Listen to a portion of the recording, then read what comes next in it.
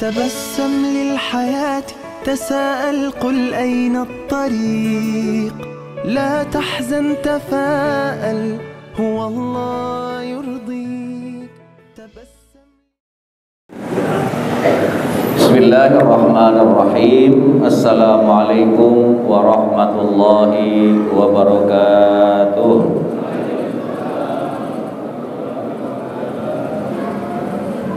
Padahal kita baru 2 kali ngaji ini ya. Malam Senin kemarin bukaan, kemudian malam Senin sekarang. Kok suara udah payah ini ya. Kecuali udah setahun mau bulan puasa, tiap Senin kita ngaji, wajar suara kita udah lembek. Ini baru 2 kali, baru 2 malam Senin ini suara udah payah amat Ramana ini ya. Assalamualaikum warahmatullahi wabarakatuh.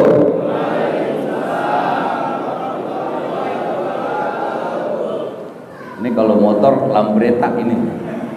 Ayah ini baru dipancing dulu, panas-panasin dulu, baru kenceng lah.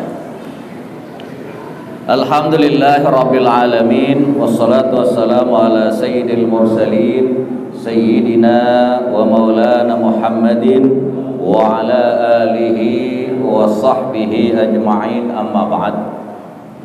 Jamaah sekalian yang saya cintai, saya hormati dan saya banggakan, doa saya mudah-mudahan kita semuanya yang hadir pada malam hari ini ataupun yang belum sempat hadir ataupun pula yang baru niat mau hadir, mudah-mudahan kita semuanya selalu ada di dalam lindungan Allah Subhanahu wa taala.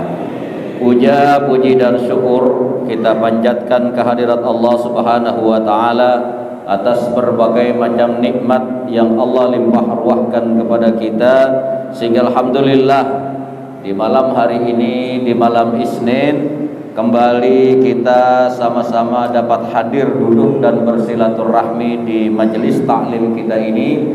Dan mudah-mudahan setiap langkah kaki kita menuju tempat ini, hadir dan duduknya kita, ngaji dan silaturahminya kita, kesemuanya akan mendapat ganjaran dan balasan pahala dari Allah Subhanahu wa taala. Allahumma salli ala Sayyidina Muhammad wa ala ali Sayyidina Muhammad. Salawat dan salam kita sampaikan, kita hadiahkan dan kita persembahkan kepada junjungan kita Nabi besar Muhammad sallallahu alaihi wasallam. Jamaah sekalian, Bapak Ibu yang memuliakan dan dimuliakan Allah, sejenak kita pasang telinga kita buka pintu hati kita dengarkan apa yang pernah disampaikan oleh waliullah Al-Imam Ibrahim Ibnu Adham rahimahullah. Nah, kalau nanti kita sudah paham, kita sudah mengerti, maka tidak ada harapan lain kecuali kita bisa mengamalkannya dalam kehidupan kita sehari-hari dengan satu harapan dan tujuan. Mudah-mudahan kita diberikan keselamatan oleh Allah Subhanahu wa taala, baik itu keselamatan dunia dan lebih-lebih lagi keselamatan akhirat. Ada satu perkataan yang keluar dari Al-Imam Ibrahim Ibnu Adham. Kata beliau, "Iza staghalan nasu bi sittati asya fastaghillu antum bi sittatin ukhra." Iza staghalan nas, apabila ada manusia yang sibuk dalam keseharian. Ketika kita melihat ada orang lain sibuk dengan 6 perkara, fastaghillu antum bi sittati asya, maka cobalah sibukkan diri kalian dengan 6 perkara yang berbeda.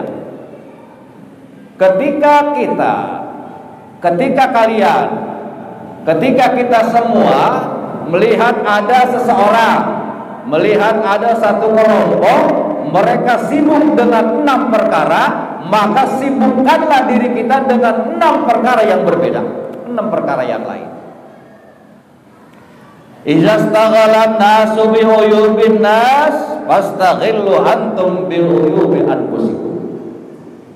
Yang pertama, idza staghalan nasu bi uyubin nas.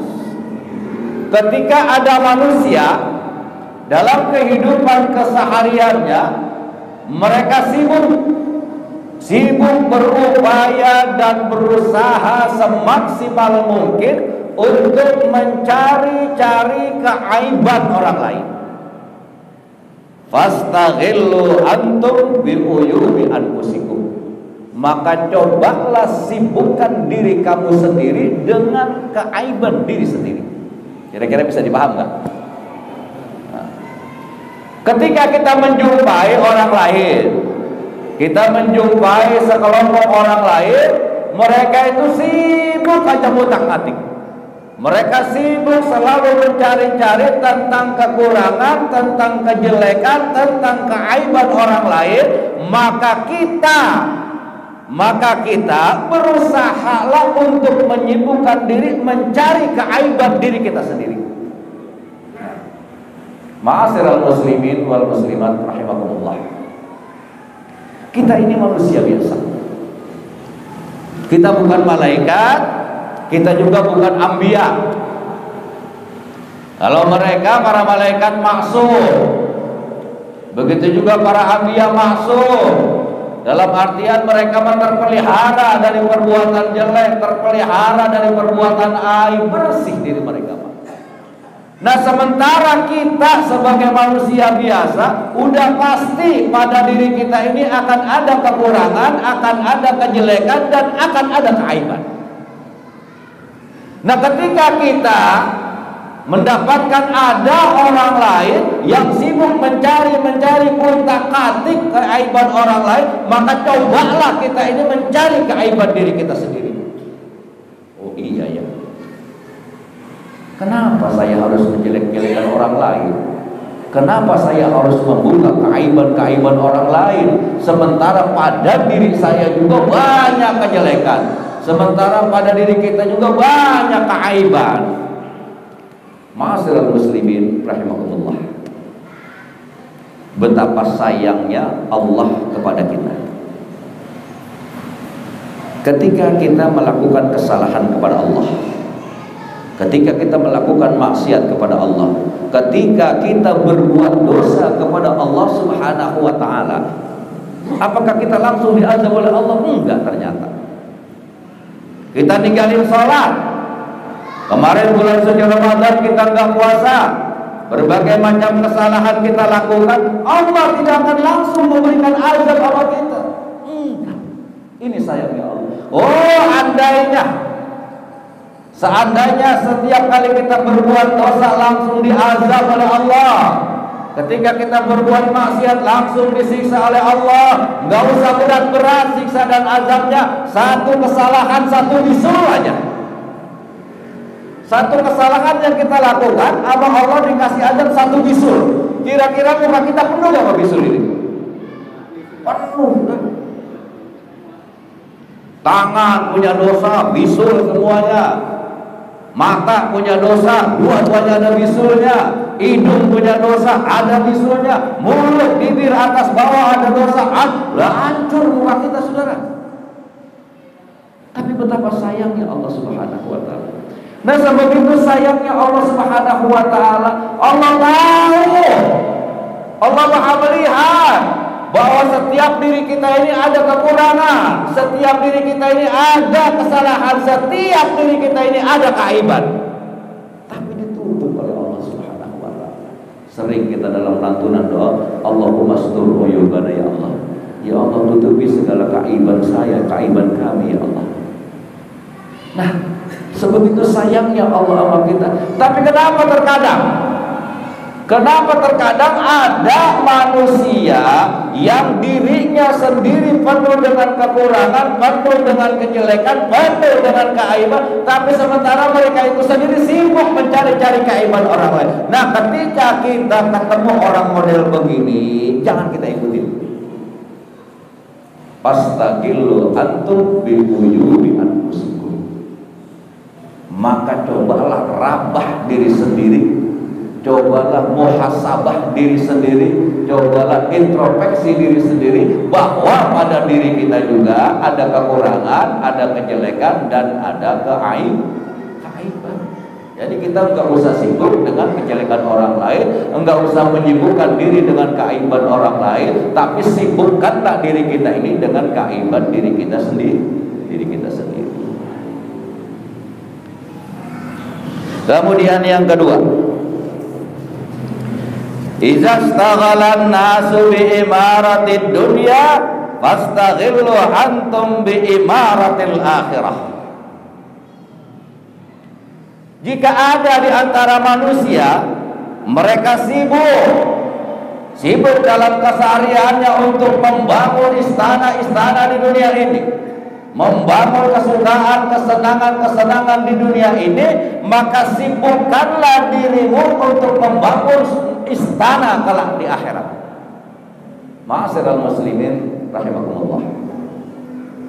Entah ini sudah akhir zaman atau entah apa, coba dalam realita dan kenyataan hidup yang sudah kita saksikan, bahwa ternyata manusia dan termasuk umat Islam itu sendiri, kebanyakan umat Islam itu lebih mencintai dunianya ketimbang mencintai akhiratnya. Oh, kalau begitu pakai air, orang Islam gak boleh kaya. Siapa yang larang? Silakan umat Islam itu mempunyai kekayaan sebanyak-banyaknya. Silakan umat Islam itu memiliki kekayaan apapun, silakan. Islam tidak pernah melarang. Yang dikhawatirkan kita ada di dalam firman Allah Subhanahu wa taala, innama amwalukum wa auladukum fitnah. Kata Allah, sesungguhnya anak-anak kamu dan harta-harta kamu, sesungguhnya harta-harta kamu dan anak-anak kamu itu bisa menjadi malapetaka buat kamu. Ini yang dikhawatirkan. Nah, ketika kita ingin menjadi orang kaya, Islam tidak pernah melarang. Silakan jamaah, silakan saudara memiliki helikopter, silakan. Saudara punya mobil Jaguar, silakan. Apapun silakan, tapi dengan catatan kekayaan yang ada pada diri kita, harta benda yang kita miliki, hendaknya kita jadikan wasilah. Kita jadikan wasilah untuk mendekatkan diri kita kepada Allah Subhanahu wa taala. Dan ini yang terjadi, ternyata termasuk kepada diri kita ini semuanya, kita lebih mencintai kehidupan dunia yang terkadang kehidupan akhirat kita lupakan. Jamaah sekalian rahimahullah, sering saya sampaikan, seberapa banyak pun harta yang kita miliki, seberapa banyak pun kekayaan yang ada pada diri kita, pada titik akhirnya pasti akan kita tinggalkan. Saudara punya kontrakan 15 pintu, 20 pintu, saudara punya mobil sekian, saudara punya kekayaan sekian, itu satu saat pasti akan saudara tinggalkan. Gak ada yang saudara bawa. Benar gak kira-kira ini? Hah? Udah banyak, sudah banyak Allah memberikan contoh betapa banyaknya orang-orang kaya, betapa banyaknya orang-orang yang berlimpah harta. Oh, ternyata satu saat beliau juga akan mati, mereka juga akan mati, dan kekayaan yang mereka miliki semuanya mereka tinggal. Nah, sungguh amat beruntung buat mereka yang memiliki kekayaan, tapi kekayaan yang mereka miliki itu mereka jadikan wasilah. Mereka jadikan cara bagaimana untuk mendekatkan diri, bagaimana untuk memperoleh keridhaan dari Allah Subhanahu wa taala. Nah, ketika kita memperhatikan, ketika kita mendapati, ketika kita menemui ada sebagian orang yang sibuk dengan urusan dunia, maka sibukkanlah diri kita untuk urusan akhirat. Saudara sekalian, Ada satu sabda dari Nabi kita Muhammad sallallahu alaihi wasallam. Kata beliau, "Hubbud dunya ra'su kulli khati'ah." Bahwasanya mencintai dunia itu adalah biang daripada kesalahan. Mencintai dunia itu adalah emaknya dari segala kesalahan. Betapa banyak manusia tergelincir hanya karena mencintai dunia. Nah, ini Pak RT ngaji nggak nih Pak RT? Banyak nggak Pak RT yang ngaji? Hati-hati nih Pak RT nih. Yang katanya kagak ada Pak RT nih, Pak RT 02. Mana Pak RT 02 ada nggak? 07 ada. 28 nggak ada. Jangan terlalu. Ini nggak berlaku bukan hanya berlaku kepada RT RW, bukan ini ya. Ini berlaku buat kita semuanya.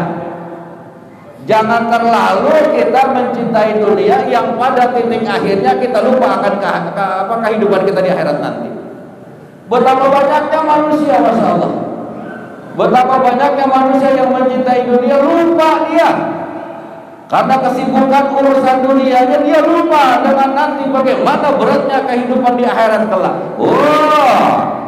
Ini kadang-kadang, ini Pak RT mau sama nyampain doang ini ya. Pak RT 05, Pak RT 07, Pak RT 02 dan RT-RT yang lainnya. Kadang-kadang kita ini ketipu. Saya mau jujur aja nih kalau ngomong nih, nggak ada tebeng-tebeng, nggak ada apa. Jujur ya saya sampaikan ke jamaah sekalian. Contoh doang. Saya anggota dewan. Kemudian dapil saya Kecamatan Pondok Gede sama Bekasi Barat. Dapil untuk nyari suara. Dapil. Iya. Ini saya masih menjabat sebagai anggota dewan. Tahun-tahun kemarin sebagai anggota dewan saya gak kemana-mana. Saya nyaman dengan jabatan saya sebagai anggota dewan. Tapi ketika beberapa tahun kemudian datanglah tahun politik dan diri saya akan mencalonkan lagi, maka saya akan kelayaban kemana-mana itu. Jamaah kira-kira bisa paham gak dia? Hah? Bisa paham gak kira-kira nih? Kelayaban itu anggota dewan kemana-mana. Apa senjatanya? Reses. Datang ke 05, datang ke 07, datang ke 02, ngayap dewan itu. Apa tujuannya? Kemarin-kemarin tahun-tahun dulu nggak datang mereka, tapi sekarang mereka mulai datang lagi. Ngapain tujuannya coba dah? Dengan alasan reses itu mereka tujuannya hanya satu. Entar kalau gua nyalonin pilih gua lagi ya tuh. Tanya Pak RT kalau nggak percaya Kalau saya mah belak-belakan aja ngomong nih. Makanya jadi Pak RT silakan nih Pak RT, Pak RW silakan. Dewan-dewan kayak calon dewan kayak yang datang terima aja. Tapi harus ada MOU. Bapak bisa saya pilih, jamaah saya, anggota saya, warga saya bisa saya arahkan untuk memilih Bapak. Tapi apa yang akan Bapak lakukan untuk kampung saya, untuk warga saya? Begitu maunya Pak RT. Jangan cuma dapat 50.000 diam, jangan pikirin warga.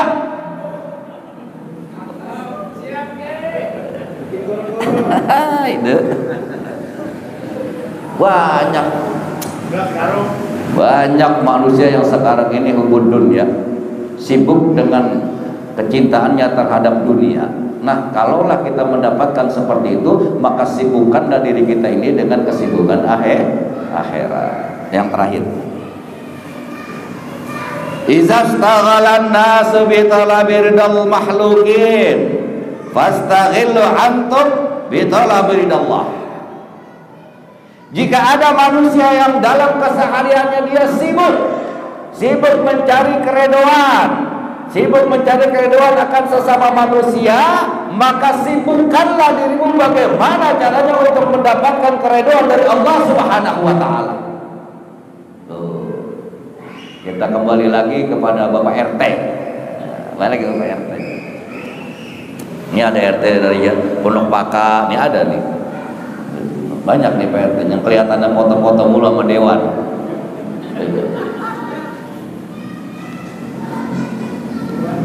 Nah, iza staghalan nasu bi talabi ridal makhlukin. Ketika ada manusia yang sibuk dalam kehidupan sehari-harinya, mereka sibuk untuk mendapatkan bagaimana agar dirinya disukai akan sesama manusia, maka untuk kita adalah bagaimana diri kita ini diridhoi oleh Allah Subhanahu wa taala. Bagaimana diri kita ini agar mendapat ridho dari Allah Subhanahu wa taala. Untung yang lebih untung mah kalau dua-duanya ini untung. Misal RT Mul, RT Ayu, RT Sobari, RT apa lagi yang ada di sini? Senang kita ketika kita kenal dengan pejabat. Itu siapapun akan terjadi. Ketika kita didatengin dewan, atau kita didatengin Pak Camat, atau kita didatengin Pak RT, senang gak kira-kira kita? Senang banget, apalagi bisa foto. Itu kalau berhenti-berhenti, itu di HP, di status foto itu mulu. Senang kita. Banyak manusia yang berupaya untuk mendapatkan disukai, untuk mendapatkan keredoan manusia. Nah, ketika kita mendapatkan orang seperti ini, jangan kita ikuti. Apa? Fastaghillu bi talabi ridallah. Sibukkan diri kita ini bagaimana caranya untuk mendapatkan keridhaan dari Allah Subhanahu wa taala. Kesukaan, disukai kita sama orang lain itu ada batasnya. Contoh, Pak RT Ayub. Pak Ayub. Contoh Pak RT Ayub, RT 07. Saat ini barangkali Pak RT Ayub, Pak RT Mul disukai sama Pak Haji Pak Amir, sama Pak Lurah. Apakah itu abadi? Enggak. Antar juga Pak Lurahnya pensiun, selesai sudah cintanya. Benar gak kira-kira itu? Dah, itu berlaku semuanya. Tapi kalau kita sudah mendapatkan keridhaan dari Allah Subhanahu wa taala, nyaman gak kira-kira? Enak gak kira-kira? Jaminannya surga, saudara, ketika kita mendapatkan keridhaan dari Allah Subhanahu wa taala. Tapi kalau kita hanya mendapatkan keridhaan, kesenangan dari Pak Lurah, dari apa, ya Allah ya Rabbi, 1 dus 2 dus aqua, kalau kita ada acara yang dikirimin, gak banyak. Nah itulah. Maka untuk itulah, silakan kita dekat dengan siapapun, dengan pejabat apapun, yang berpangkat apapun, tapi itu bukan tujuan kita yang utama. Ketujuan kita yang pertama adalah bagaimana kita menyibukkan diri kita ini untuk mendapatkan ridha Allah Subhanahu wa taala. Ketika kita sudah mendapatkan ridha dari Allah Subhanahu wa taala, maka indahlah kehidupan ini. Di akhirat kita akan dimasukkan ke dalam surganya Allah Subhanahu wa taala. Enak gak kira-kira? Ya, jangan terlalu cinta sama dunia. Dan mudah-mudahan apa yang saya sampaikan ada manfaatnya. Wassalamualaikum warahmatullahi wabarakatuh.